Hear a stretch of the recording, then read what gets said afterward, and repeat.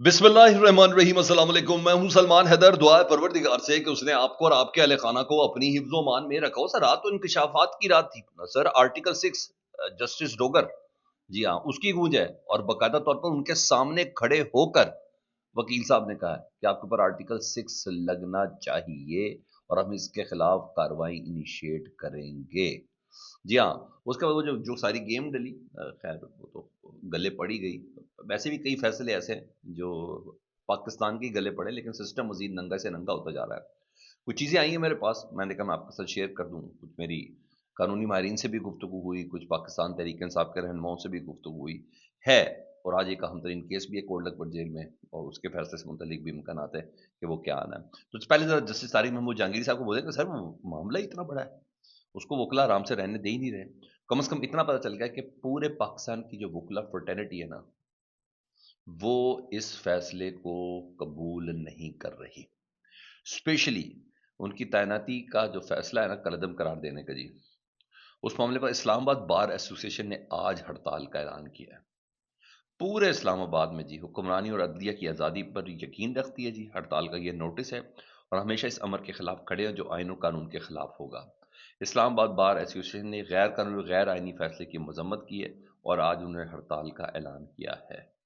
उन्होंने कहा केस का फैसला तमाम कानूनी मदजात पूरे किए बगैर नहीं देना चाहिए था और इस गैर आइनी फैसले के खिलाफ आज हड़ताल का ऐलान किया। जी, अदालती कार्रवाई का मुकम्मल तौर पर बाइकआउट किया जाएगा, सवाए सिर्फ एक वकील, वो जो दाऊद साहब हैं जी, मशहूर, जिन्होंने कहा कि मैं जस्टिस तारिक जहांगीरी की तरह कुरान पे हलफ देने के लिए तैयार हूं कि इनकी डिग्री जाली है।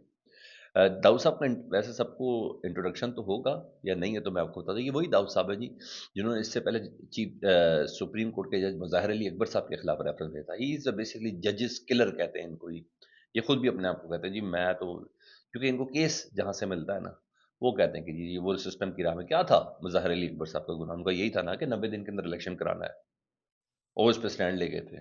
फिर उनके खिलाफ रेफरेंस, और फिर पता नहीं इनसाइड तो स्टोरीज बहुत है। कभी बैठे ना जस्टिस मुज़ाहिर अली अकबर साहब के पास, जस्टिस एजाजुल एहसन साहब के पास, तो आपको बताएंगे कौन किस तरह क्या क्या है। तो इसी तरह जस्टिस जहांगीरी साहब का क्या कसूर था। इस्लामाबाद हाई कोर्ट के जज 3 हल्के खोले थे, एग्जेक्टिव की मुदाखलत की दरख्वास्त की थी, जो कुछ भी था।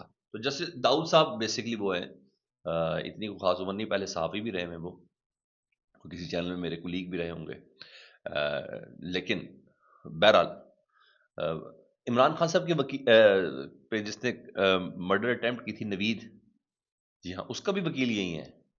और इसके अलावा कई ऐसे लोग जिनका ताल्लुक किसी मजहबी जमात से, लेकिन और भाई बदफेली के मुकदमात में भी ये माशाल्लाह रहे हुए हैं उनके, और माशाल्लाह जमानतें जमूनतें कराई हुई उन्होंने। तो ऐसे तमाम केसेस जो कहीं से पैक होके आते हैं इनके पास कि भाई लड़ो चल के, हमने बात कर ली, एक बंदा जरूर चाहिए, क्योंकि इसके लिए हौसला भी तो बड़ा चाहिए ना सर।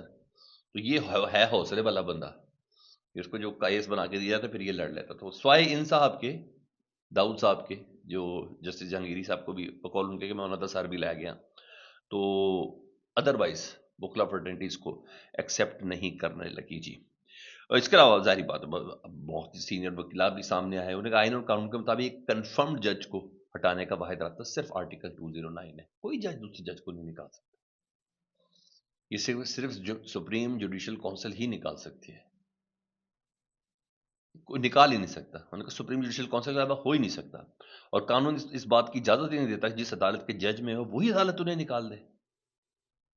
और हालांकि जस्टिस तारिक महमूद जहांगीरी ने अपनी दरख्वास्त में भी लिखा था कि justice chief justice Islamabad high court है, उन्हें बुलाकर कहा कि मेरे पर दबाव है, आप मुस्तफ़ी हो जाए। तो बस ये हालत है। अभी खैर अभी आईनी बेंच में जाए, कैसी से फील्डिंग सेट है सर, वहां भी जस्टिस अमीन साहब है, वहां भी बड़े कमाल लोग हैं। लेकिन बहरहाल, बहरहाल मैं तो खैर, क्योंकि मैं हक पे यकीन रखता हूँ, तो हक हमेशा बोलबाला जी। मुझे ऐसा लगता है कि इनको रिलीफ मिलेगा ही मिलेगा, या ये चीज़ है जी।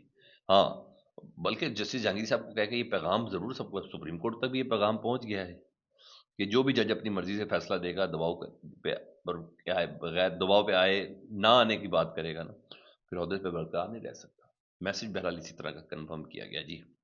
और कोई ऐसी मिसाल नहीं है जहां एक जज अदालत में दूसरे जज को कॉल दे, हालांकि सुप्रीम कोर्ट ने मना किया था। ये तो हर लिहाज से तो तभी तो समात के दौरान जो खबर वो ये है وسیم ملک بتاتے ہیں کہ سماعت کے دوران جسٹس طارق محمود جہانگیری کے وکیل اکرام شیخ نے کہا ہے جسٹس ڈوگر صاحب سے کہ جو آپ کر رہے ہیں نا یہ آئین کی خلاف ورزی ہے اور اس پر آپ کے خلاف آرٹیکل 6 لگ سکتا ہے. وہ جنہوں نے لگانا ہے آرٹیکل 6 وہ سارے سائیں ان کے ساتھ ہے. ڈوگر صاحب کو ایسے تھوڑی آئے ہوئے ہیں, یہ کوئی معجزہ تھوڑی ہے. وہ دونوں جج کے پاس یہ فیصلہ ہے جن دونوں جج کو انہی کی سرکوبی کے لیے لایا گیا تھا اور دیگر 4 ججز کی سرکوبی کے لیے لایا گیا تھا. ایسے وہ اگلے بھی بہت پیار سے اور بڑی پلاننگ کے ساتھ کھیل رہے ہیں, ایسے تھوڑی ہے جی. اور پھر کیا تھا, ایسی جلدی تھی ویب سائٹ سے فوراً سے پہلے رات کو جسٹس جہانگیری صاحب کا نام نکال دیا گیا اسلام آباد ہائی کورٹ کی ویب سائٹ سے. ان کا پروفائل تصویریں سب کی سب ختم کی ہے جی, سب کی سب ختم کی ہے. بہرحال یہ سب رات کو ہوا جی. اچھا جی, اس کے علاوہ بھی اور بھی چیزیں نا. Hasnat Malik very much well informed respectful جی کورٹ رپورٹر ہیں جی, سپریم کورٹ بھی کور کرتے ہیں. وہ کہتے ہیں میرے پاس خبر ہے جسٹس طارق محمود جہانگیری کو پہلے کہا گیا تھا کہ ٹریبونل کے معاملے میں ہاتھ ہولا رکھیے, یعنی اسلام آباد ہائی کورٹ کے تینوں حلقے جو تھے جن پہ انہوں نے کہا تھا فارم 45 کو لے کے آئے, کیونکہ ساری باقی جماعتوں کے پاس ایک ہی فارم 45 تھا. پی ٹی آئی کے پاس, جے یو آئی کے پاس, پیپلز پارٹی کے پاس ایک فارم 45 تھا, نون لیگ کے پاس علیحدہ سے فارم 45 تھا. میں کہا لے آئے فارم 45 اس کی ویریفیکیشن کے ساتھ. انہیں کہا ٹریبونل کے معاملے میں ہاتھ ہولا رکھے, انہیں یہ آفر کی گئی تھی, انہیں ڈگری کی دھمکی بھی اس وقت دی گئی تھی, لیکن جسٹس طارق جہانگیر نے کہا تھا جو کرنا ہے کر لو. اور جسٹس طارق جہانگیر چاہتے تو استعفیٰ بھی دے سکتے تھے, یا اگر وہ سمجھوتا کر لے تو ان کے خلاف کچھ بھی نہ ہوتا. تو یہ آفر تک دیا. اسرار ملک کی خبر کو میں 200% درست کہتا ہوں, 200% میں درست کہتا ہوں. یہی ہوا جی. خیر آج دیکھتے ہیں ہڑتال کا کیا اثر نکلتا ہے, کیا کیا نہیں نکلتا. لیکن میں آپ کو بتا دوں 10 سال کا نا انہوں نے ہر ایک کو میسج کنوے کیا, بس 10 سال تک آپ دیکھیں, ہمیں موقع دیں تو اس ملک کو درست کر دیں گے. جی ہاں, ہر طرف سے ایک ہی میسج ہے, 10 سال 10 سال 10 سال. یہ میسج بہرحال ہے. دیکھیں اس پہ کون کتنا پورا اترتا ہے کہ نہیں اترتا. آج 9 مئی کے لاہور میں 2 مزید مقدمات ہیں, تھانہ گلبرگ اور ریس کورس کا جی, اور آج فیصلہ متوقع ہے. یہ کورٹ رپورٹرز کہتے ہیں جی, جس میں کوٹ لکھپت جیل میں انسداد دہشت گردی عدالت کے جج محمد ارشد جاوید صاحب تھانہ گلبرگ, جبکہ جج منظر علی گل تھانہ ریس کورس کا فیصلہ سنائیں گے. مرکزی قیادت سمیت 30 سے زائد کارکنان کا ٹرائل مکمل ہو چکا ہے.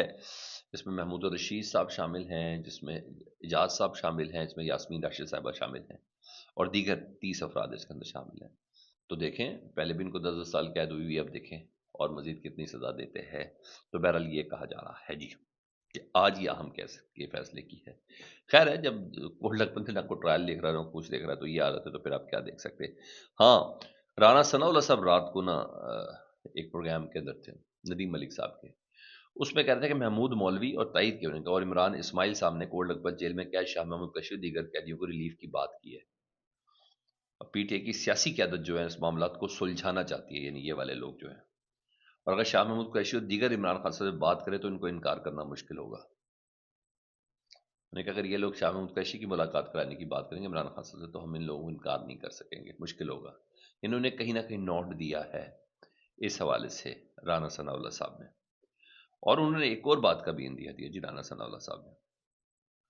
رانا ثناء اللہ صاحب کہتے ہیں کہ اگر یہ سلسلہ یوں ہی چلتا رہا نا کہ روز آئے روز اڈیالہ جیل کے باہر, حکومت کے پاس پھر کیا آپشن بچے گا, یوں ہی رش لگا رہا ہے ادھر نہ ہو. تو اینکر نے سوال کیا کہ کیا پھر شفٹ کیا جائے گا. کہتے فی الحال لوگوں کو دیکھ کر تو نہیں لگتا کہ منتقلی کی ضرورت ہے, اگر اڈیالہ کے بعد لا اینڈ آرڈر کی صورتحال پیدا ہے تو پھر حکومت فیصلہ کرے گی. پھر باقی وہ جو سائی وال اور دیگر جگہوں کے حوالے سے آوازیں چل رہی ہیں ٹھیک ہے, اب یہ لگے لگے منگل کو دیکھنا, اس بار 1000 تھے نا رات کو 2 بجے, اب 10,000 اکٹھے ہو جائیں گے. اس میں خود ہی کہہ رہے ہیں, اور ساتھ رانا ثناء اللہ صاحب اس بات کم بھی ہے, اندیا دے رہے ہیں, خواہش کر رہے ہیں, میسج دے رہے ہیں, کیا کر رہے ہیں. وہ کہتے ہیں غزہ میں پاک فوج کی موجودگی سے فلسطینی بھائیوں کو بہت فائدہ ہوگا, اور ان کی بہتری کے لیے اگر جانا پڑے تو ہمیں جانا چاہیے. یہ وہ کہہ رہے ہیں. کس شرط پہ سر؟